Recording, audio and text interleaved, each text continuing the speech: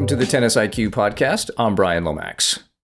And I'm Josh Berger. And today we are going to reference an article, a research article called Psychological Pressure and Compounded Errors During Elite Level Tennis, which is from a few researchers from the University of Exeter, where they looked at certain Grand Slam results, a few years worth of Grand Slam results of top pro players, and looked at how these pro players responded to both really high pressure moments and how they responded after making errors, and looked at how these pros handled these situations, and looked at sort of the impact that both pressure and prior errors made on their performance.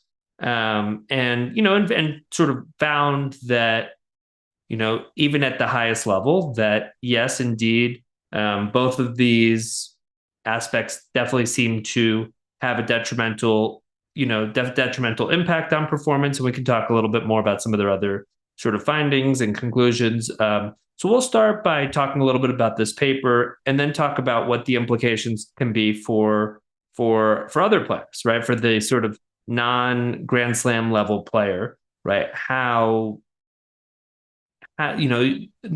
Knowing that everybody's impacted by both prior errors and by the different pressure that they may be experiencing. What are some different suggestions that players can incorporate, and maybe how players can try to approach these situations in the best possible way going forward? So the paper looks at this through the lens of a theory called attentional control theory in sport, ACTS, which I think at a high level tries to address, or describe the effect of anxiety on performance, but also tries to understand how it arises in the first place. And I think in terms of this, looking at this in tennis,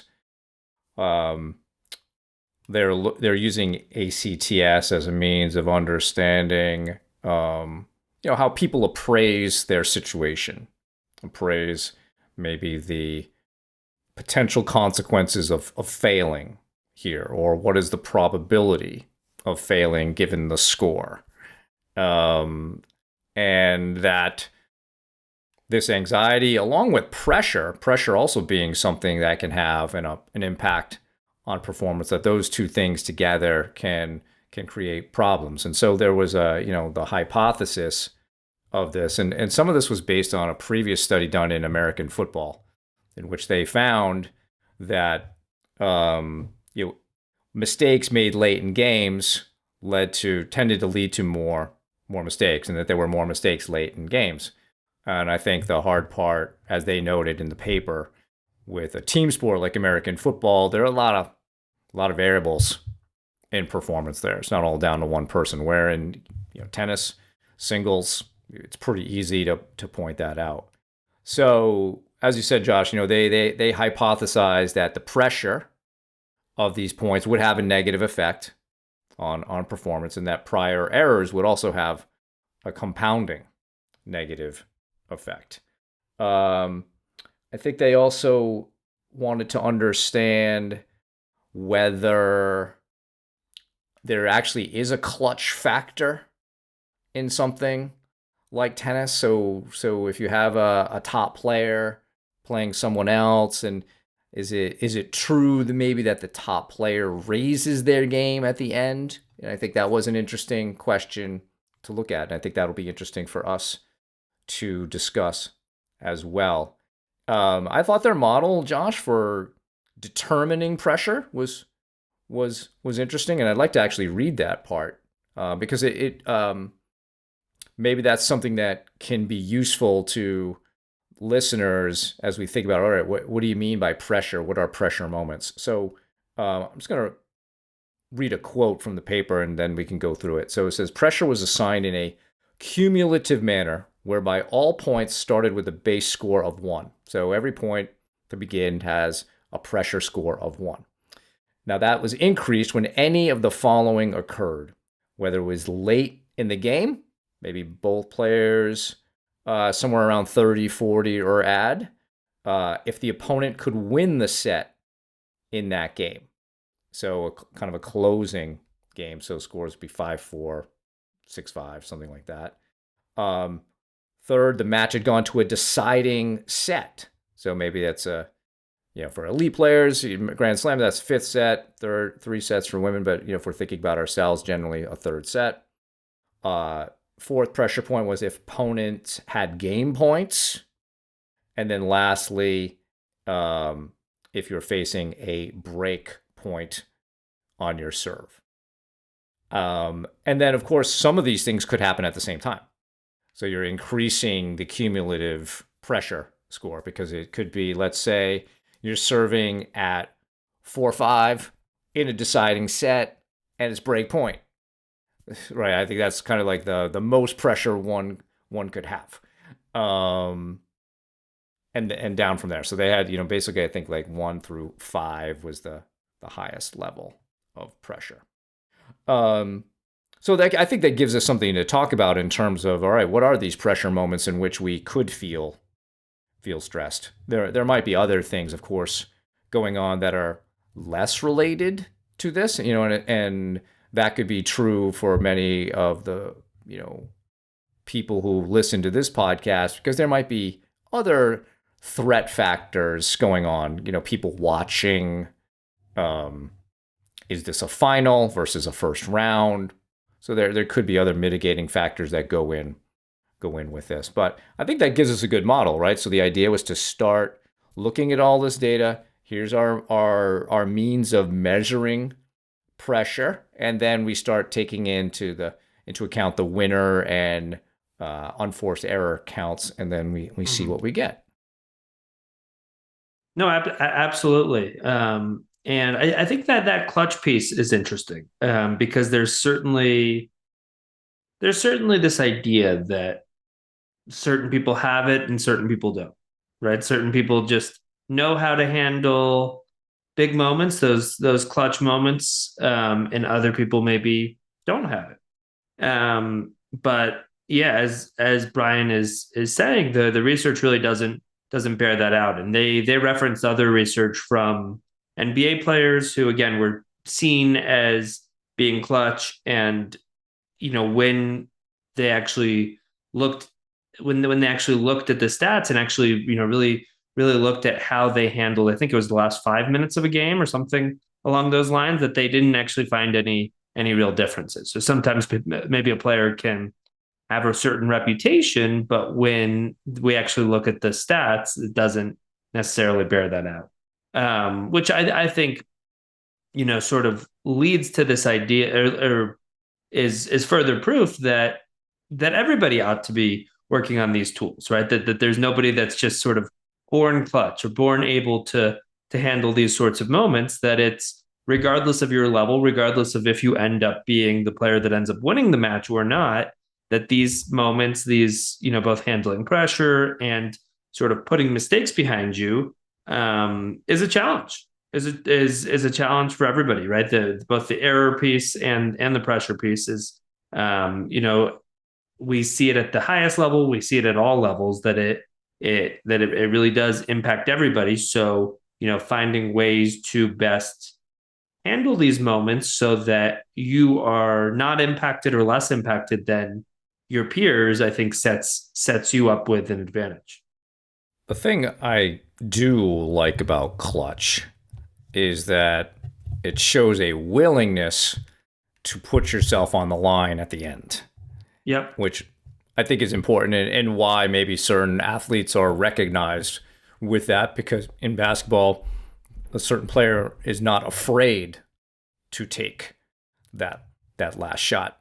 And there's that famous Michael Jordan quote about missing all these shots in which he was entrusted with the last shot of the game, but that's kind of what helped him become better. I think so.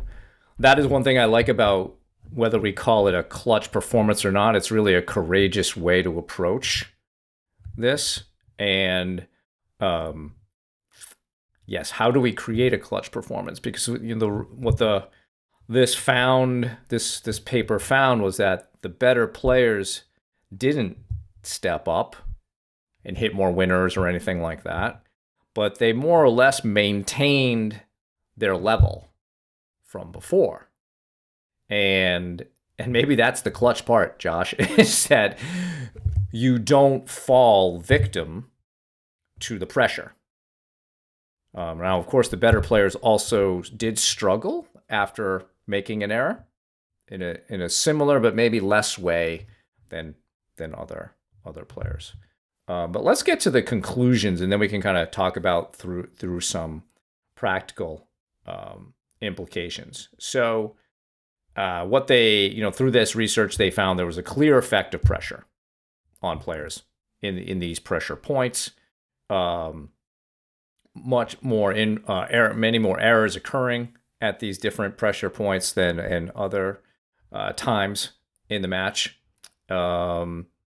Not as much difference between, say, on their scale of a 1 and a 2, but beyond that, the number of errors was like almost 2 times that of the lower pressure points. So that's very interesting.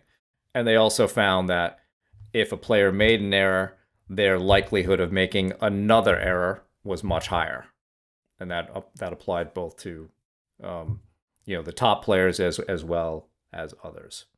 So I think that's good information for everyone, because we're all going to get into those situations. We're all going to get into late in a match. And one of the things that we should understand is, hey, this exists. How do I want to handle it? How do I want to set myself up for success here? Because I think we can maybe stay away from like choking per se, and that might be a little bit about what can happen to certain players. And everybody who's listening will understand themselves how they react to pressure. I mean, it could be pushing, which is a clear sign of fear of failure, fear of losing, fear of making mistakes. It could be overly aggressive and wanting to end points really quickly because of this anxiety of maybe who's going to win and that kind of thing. We could see it also in behavior, in terms of rushing. We can see it in terms of other decision-making problems, maybe trying to go bigger, again, ending points more quickly, having less rally tolerance than you would normally have. So I think there are a lot of potential reactions. So I think, everybody who's listening, figure out what yours are. How do you typically react to these situations? And that will give us, some stuff to talk about in terms of, all right, how do we start to mitigate some of this? So I think that's important to know, everybody, how you react to this pressure. Some of that was included in here, some of it not so much. I think this was more about just the errors and versus winners. So they did, as you were saying, Josh, they did determine that there really is no sort of clutch player in tennis. They didn't see like winners go up for top players, but instead that they were able to kind of maintain their level. Now, I wrote a blog post on this very topic a few years ago called "How Not to Lose." Really based on my own observations of players. And I'd love to get into that a little bit, Josh. But before we do that, I wanted to get your thoughts on the conclusions of the paper and maybe even some of the practical things that you'd like to suggest. Yeah, I mean, I think with this clutch idea, it's interesting, right? Because we think about the top players as being clutch, as handling those top moments better, and I think that's for different reasons. I mean, I think on the men's side, for instance, two of the top players, Alcaraz and Sinner, we can look at their finals performances, but their Grand Slam finals performances, where Alcaraz is 4-0 and Sinner is 3-0. We can look at Federer, Nadal, and Djokovic, who all won more finals than they lost. We can even think about, or Serena or different top players. We can even think about specific moments where, like, I think about when I think about a clutch moment, maybe the most clutch shot I've ever seen was Djokovic's. I think it was the 2011 U.S. Open semifinals where Federer serving. He's down, I think, two match points, 5-3. I think in the fifth set, 40-15. Federer hits a serve and Djokovic just rips the return and it hits a winner, ends up winning that game, breaking, ends up winning the match. But I think rather than just focusing on one particular shot, like that shot, or just focusing on, certain stats like a player's win-loss record in Grand Slam finals.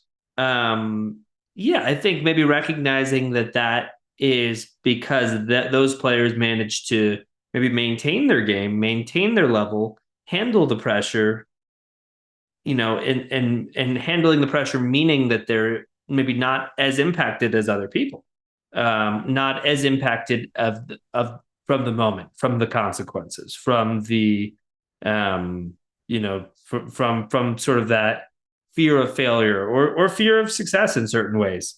And that they're able to kind of maintain their game and still play their A game when others haven't been able to.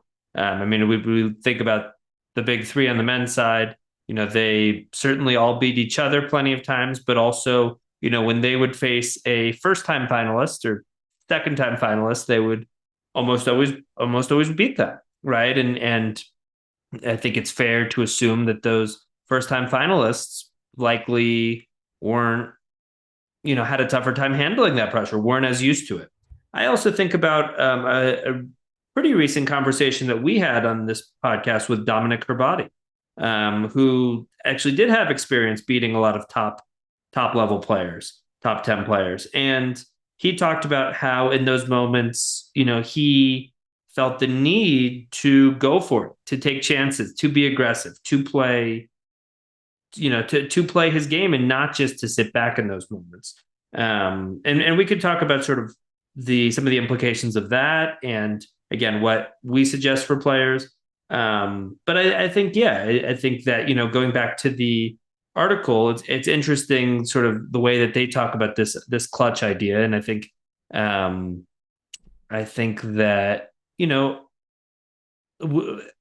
players can understand that, if they feel extra pressure during a big moment, if they feel sort of those feelings of frustration, if they maybe don't handle situations perfectly during a match, and you're looking back to past moments during the match and say, you know what, I didn't handle that deuce point as well as I wanted to. You know what, I didn't put errors behind myself perfectly well throughout this match at every point. I think, I think we can accept that because, first of all, that's a sort of a universal experience, but also try to find ways to, to use your mental tools in a way to help you handle those toughest moments in a match when they happen, right? Whether that's using a routine better or slowing things down or finding ways to take, to sort of relieve pressure physically or, different sorts of strategies that we can dive into more. But I think it's, almost like humanizing that experience and normalizing it when it happens.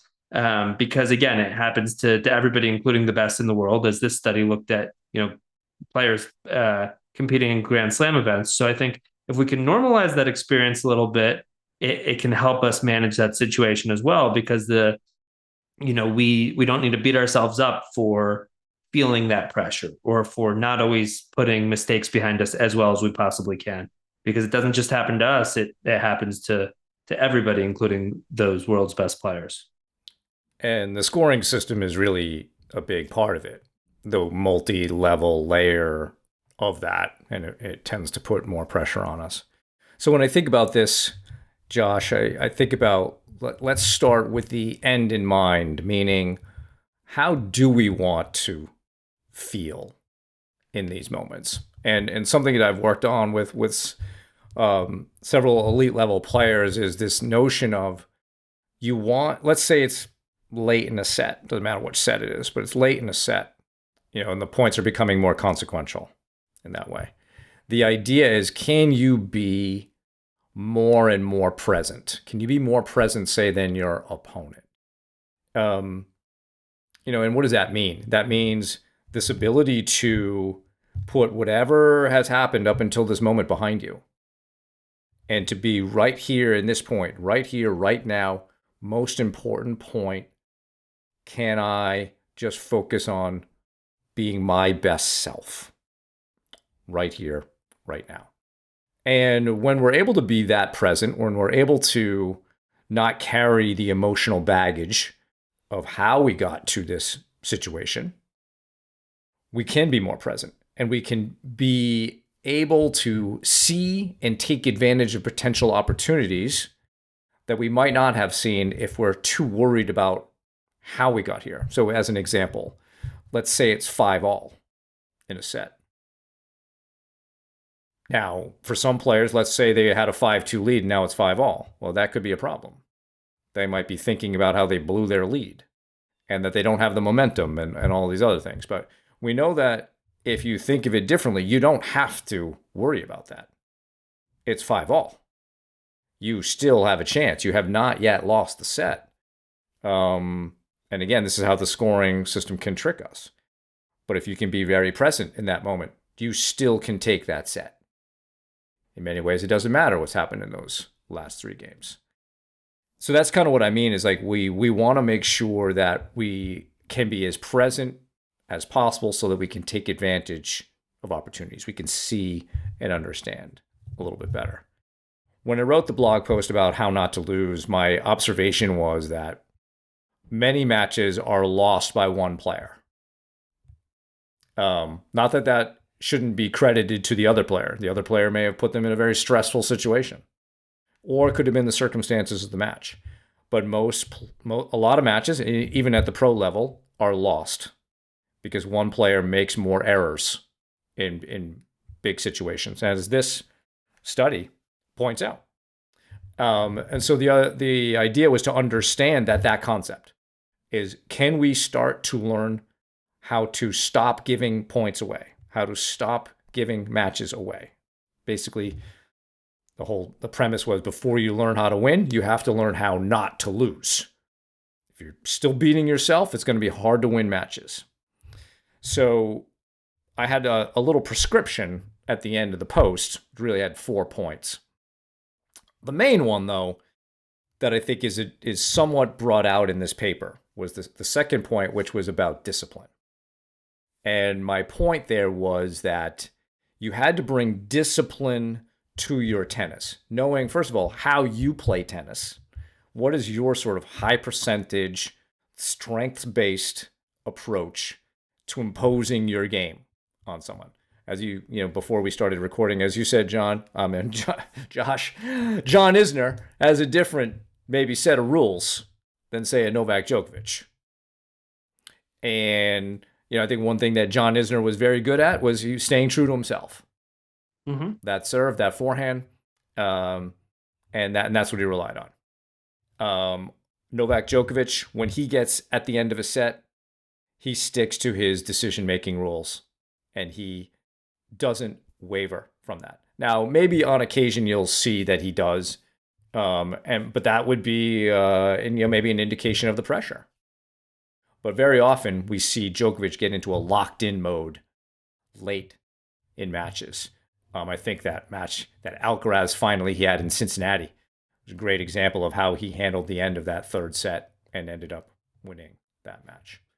And then the other part of discipline, though, is how you handle the time between points. One thing that we often see when players start to feel pressure is the discipline of that goes out the window.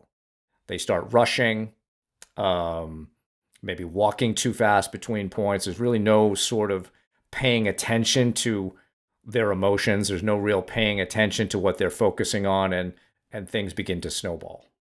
So the whole idea here that I think is a good point of this paper is, all right, if I make an error and I see the research says I'm much more likely to make an error on the next point, all right, how do I interrupt that process?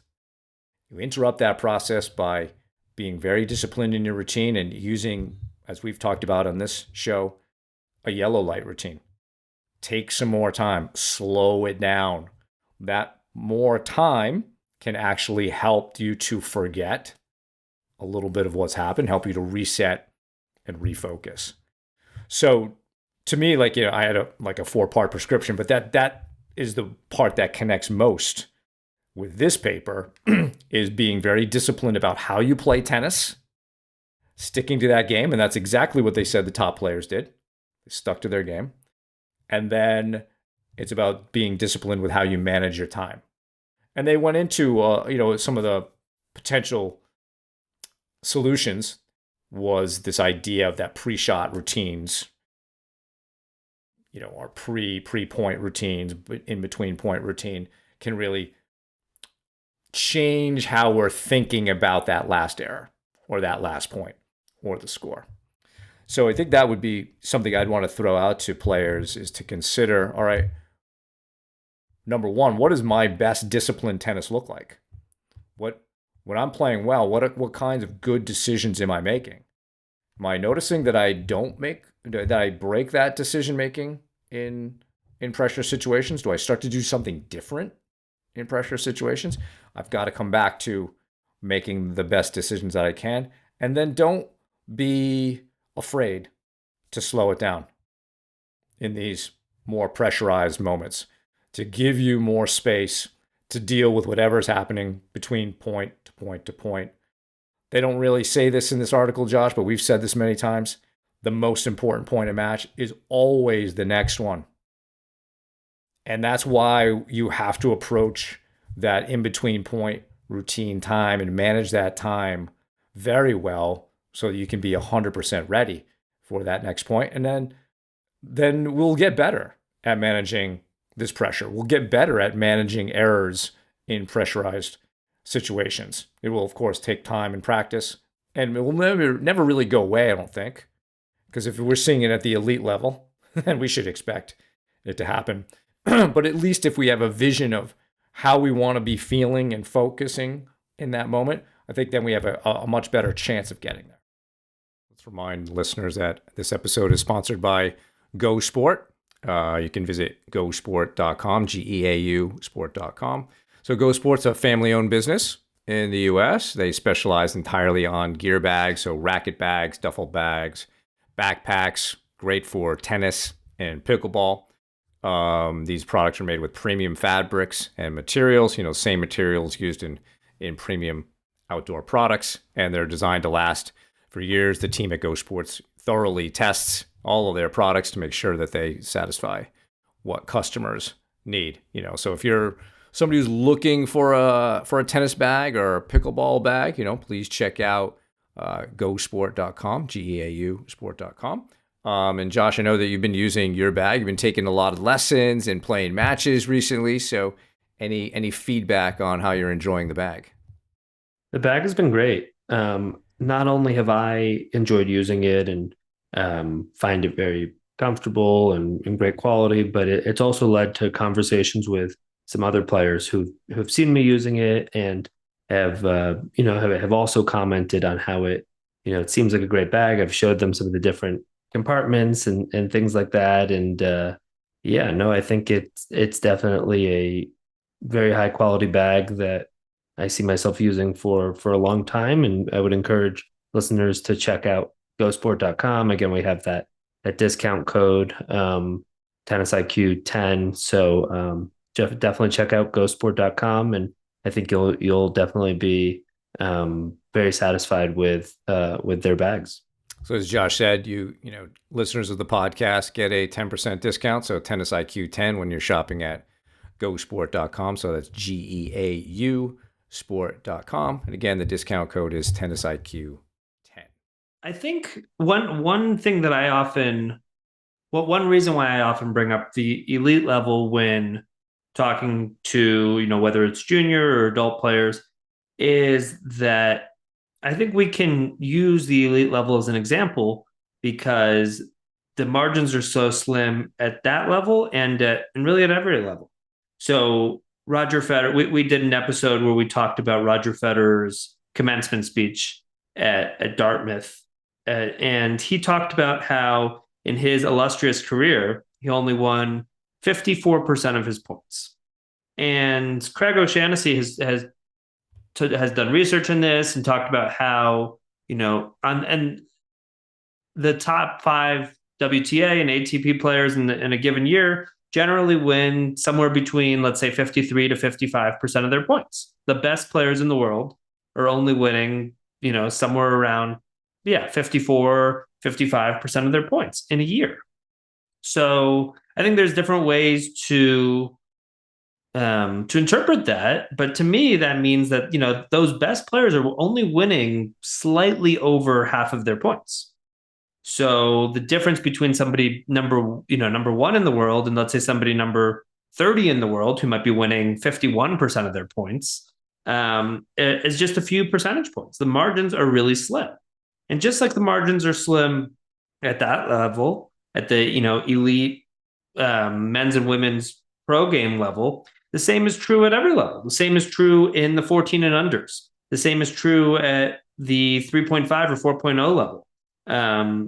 The within any level of the game, it's generally not a matter of one player usually dominating and winning 6-0, 6-0. It usually, the margins are a lot slimmer, which to me really highlights the importance of this stuff that we're talking about, of being able to reset, of being able to properly put 1 point behind you so that you're not thinking about that point anymore. So you're not thinking about the score or things from the past or that line call that you disagree with or anything from the past. You're able to be present. And you're also not too focused on what might happen or could happen in the future. Winning the match, losing the match, what are people going to think? What is the impact to my UTR or my NTRP or whatever it may be? We're present. We're treating the next point as the most important point of the match because it is. It's the only point that we have any sort of control over right now. And, and again, going back to this 54% idea, it's that, the difference between being fully reset and ready to go for the next point 90% of the time compared to 60% of the time might be the difference between winning 50% of the points in a match and 55% of points in a match. To me, that feels, very likely, in fact, because again, the margins are so slim, and we see that at every level. So just wanted to throw that out there, and I think, being able to have a routine that we go to on a consistent basis, but having something like a yellow light routine so that when we sense ourselves starting to get into trouble, maybe we just double fault it. Maybe we've made a couple of unforced errors in a row. Maybe we start to feel our blood pressure start to rise just a little bit.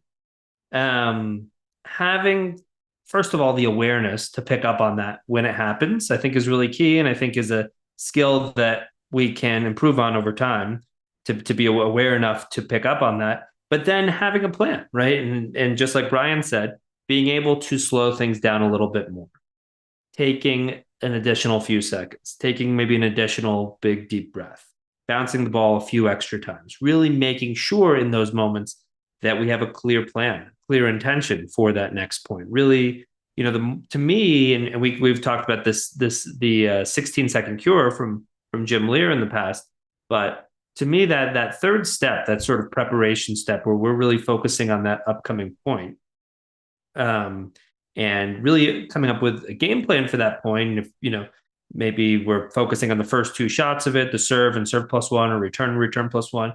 If we can get to that point and really have that crystal clear intention for that upcoming point, we're generally not going to be so focused on what happened last. We're generally not going to be so focused on the score. We generally will have moved on from whatever's happened in the past if we can get to that point of really planning out that next point and having that clear intention. So I think, whether it's sort of our green light routine and sort of that standard between point routine that we're going to use on a point in, point out basis, or something like a yellow light routine where we're taking that extra time, maybe doing something a little bit more to counteract the tougher situation that we might be in, right? I mean, going back to this article, we talked about either a high pressure moment or a moment after an error, and I think those are two good moments to use a yellow light routine. I think the more that we can do these things, the more that we can use those sort of slim margins in our favor, right? Just like that scoring system can work for us or work against us. I think that idea of really slim margins at every level of the game can also work for us or against us based on how we manage our time between points and how we approach, these biggest moments. So I think a couple things, Josh. Like one, I think it would be good for everybody to almost take an algorithmic approach to some of this, meaning, when this happens, then I do that. So maybe early in a set, 2 errors in a row, I go yellow. Later in a set, if I make an unforced error, I go yellow. So when certain things happen, this is what I do. And this way it just gives us an automatic trigger to go do it. I think a lot of players can often struggle with double faults, especially late in sets. Perfect opportunity to slow things down and break that cycle. I think if also we talk about doubles a little bit, one of the things that I've worked on with some doubles teams is this idea of always coming together and always talking about a plan. I think that is especially true late in the set. When I was coaching, with some college teams, the idea was late in the set, we go slower, especially when we're serving. We talk to each other just so that the game doesn't fly by and that we've lost it super fast because we weren't present and we were thinking about other things and our emotions were off, our focus was off. I want to really slow that down. I did an event last September in which working with, I think, players maybe like 3-5, 4-0 level. And the whole idea, I even told them, when you're coming to my court, it's going to be slow. And you're going to be required between each point to talk to your partner and come up with a plan for what you're going to do. And if I don't see you talking, and it was basically I was feeding the ball in, I'm not going to feed the ball. We're all just going to stand there and we're going to be very bored until you decide to start talking to each other. So, and then the feedback afterwards was really good in that, oh, this is very interesting. It was good to have a plan going into the point. Yes, we took longer than we might normally do, but that whole process was good, and we were often on the same page. We were trying to solve problems, and it was really just to get players to kind of break down this barrier that sometimes we have. Is like, oh, we gotta play fast, or I don't like to talk, things like that. And so, this can certainly be done in doubles, is getting together after every point and coming together, as you said, Josh, with a plan. Because if you are a doubles team and you have a plan, okay, now it doesn't matter what happened last point. I'm focused on doing my job on this point. And, if I think about some of I'm not a terribly experienced doubles players, but I have had some really good doubles results. And in the matches that I've played my best, it's been that way. It's been coming together after every single point and knowing what my role was on that point. And so I think the more that players, again, can do that and use that time between, can help us through those pressure situations, because the plan should be enabling us to play our best, or to at least play, again, disciplined tennis, not doing too much, doing what we want to do in that moment. So I think, taking an algorithmic approach, and then also if you're in doubles, understanding how much to communicate and maybe taking more time between points at the end of sets. Absolutely. I think that's a good a good sort of game plan for people, right? Taking additional time at the end of sets or sort of big moments or after errors, right? So taking some additional time, making sure that doubles partners communicate even more, right? We're almost compensating for those tough moments by trying to do a little bit more, use our tools a little bit more, use our time a little bit more. Um, and yeah, I think what that can do is it can, it help sort of counteract the the negative impact of errors and pressure that that we might be experiencing, right? It can help us sort of get back to our, I guess, default state, or sort of that level that we're generally striving for. But it might not make us clutch per se. It might not bring us to this sort of flow state, or this this peak performance state, I guess you could say, necessarily, but it can help us it can help us to not let our level drop in those moments. Yeah, maybe clutch is, we can kind of conceptualize that as someone who is able to maintain their discipline and style of play amidst the pressure. Mm-hmm. I think there may be some people who are like basketball fans. You'll watch a lot of pro basketball, and in the fourth quarter, last 5 minutes of a game, you'll start to see players sort of go rogue and start taking off balance threes. And to me, that's a complete breakdown of discipline. They weren't doing that in the first three quarters. And now all of a sudden, this is somehow how you're playing. That's a clear response to the pressure. And so being clutch is maybe not doing that. It's like sticking with how you were playing first through the first three quarters. And we can say that for a match as well. How you were playing the first half of the set, if that was really good, can you do everything within your power to maintain that? That's, to me, very, very clutch. That's almost like your mental game, your sort of inner fortress of mental strength is super strong. It's not going to be affected by pressure. You just remain true to yourself, regardless of what the score is. And to me, maybe that is a way to reconceptualize what clutch means. And also, willing to be in that moment, wanting to be in that moment as well. Absolutely.